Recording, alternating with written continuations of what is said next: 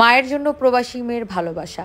আপুটা ইটালিতে থাকে, তো তার মায়ের জন্য একটা জামদানি শাড়ির উপর কারচুপি করা, আরেকটা সিল্কের শাড়ি, আরও 2টা সুতি 3 পিস, একটা ব্যাগ, কি সুন্দর অর্ডার করেছে। আমার বিষয়টা দেখে এত ভালো লাগলো। প্রতিদিন কিন্তু এরকম অনেক অর্ডার আমাদের পেজে আসে, গিফটের জন্য যায়, অনেক ভাইয়ারাও মায়ের জন্য গিফট করে, অনেক আপুরা দেশে থেকেও মার জন্য অর্ডার করে নিয়ে যায়। জিনিসটা আমার খুব ভালো লাগে আসলে। মা বাবার কে আসলে যারা মানে এত ভালোবাসে, মা বাবার কে ভালোবাসলে আসলে আল্লাহকে পাওয়া যায়। তো আমার এই জিনিসটা দেখে অসম্ভব ভাল লাগছে যে আপুটা তার মাকে এত ভালোবাসে। তো এই প্রোডাক্টগুলো আসলে আমি রিসেন্টলি লাইভ করছিলাম, তো আপুটা হচ্ছে আমার লাইভ দেখে অর্ডার করছে। তো আমি ভাবতেছি যে ওনার মা আসলে এই প্রোডাক্টগুলো হাতে পেয়ে কতটা খুশি হবে, তাই না?